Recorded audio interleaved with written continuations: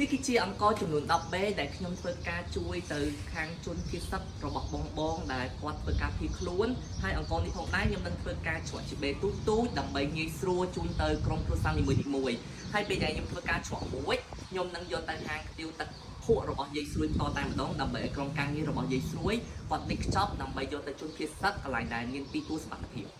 មកដែរជួយមួយទៅ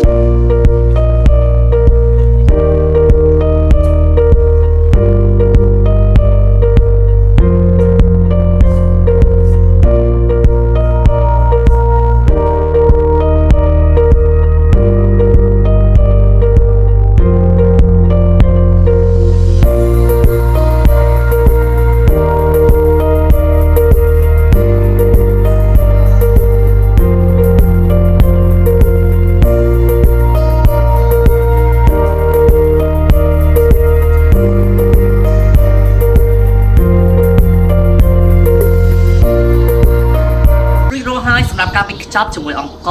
សម្រាប់ជូនទៅបងជនភៀសសិទ្ធចឹងថាជាបាន100ដេជាងស្មើនឹង100គ្រួសារជាងដល់ឥឡូវនេះខ្ញុំចាប់ដើមរៀបចំយកទៅដាក់ក្នុងឡានដើម្បីយកជូនទៅដល់ទីតាំងកន្លែងខ្ទាវទឹកខ្មៅរបស់យាយស្រួយ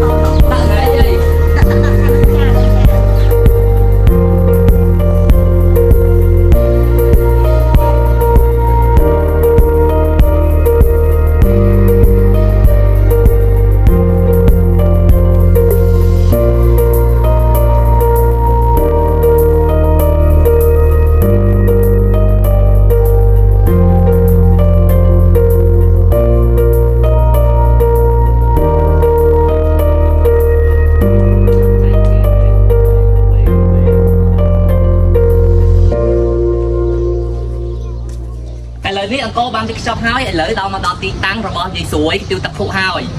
អំណោយគឺយកមកជូនបងស្រីតដៃតែម្ដងសូមអរគុណច្រើនបងណាដែលគាត់ជួយគ្រប់គ្រងនឹងខាងសាឡនបងលើពីហើយក៏បានចូលរួមទាំងអស់គ្នាហ្នឹងក៏សូមអរគុណជូនពរឲ្យសុខភាពល្អយើងថាគាត់យកមកឲ្យដល់ដៃតែម្ដងបងលើពីអរគុណច្រើនបងប្អូនហើយសម្រាប់ដែរបងប្អូនដែលមានជំនួយចង់ជួយបន្ថែមអាចមកដល់ទីតាំងផ្ទាល់នៅក្នុងបរិយាអរតានៅទីតាំងទល់មុខខ្ទាវទឹកភក់របស់យាយស្រួយក៏យកទៅដល់ហាងបងវីក៏បានដែរបើអ្នកដែលគាត់ចង់ទៅផាត់មុខធ្វើសក់អីទៅក៏អូខេហ្នឹងឲ្យអីអាចយកមកត្រឹមខ្ញុំក៏បានហើយខ្ញុំនឹងយកមកជូនយាយតតែម្ដងតែសូមបញ្ជាក់ចេះបងខ្ញុំអត់ទទួលជាលុយទេហ្នឹងហើយយើងទទួលជាអំណោយអញ្ចឹងណាវិញបងប្អូនណាកុំឲ្យមានការកុំឲ្យមានបាក់ញ៉ៃញ៉ៃហ្នឹងហើយអូខេចាអរគុណច្រើនបងប្អូនជួយឲ្យសុខភាពល្អហើយអ្នកបានមើលវីដេអូនេះកុំភ្លេច share តគ្នាឲ្យដល់អ្នកដែលគាត់ចង់ផ្ដល់ជំនួយឲ្យបង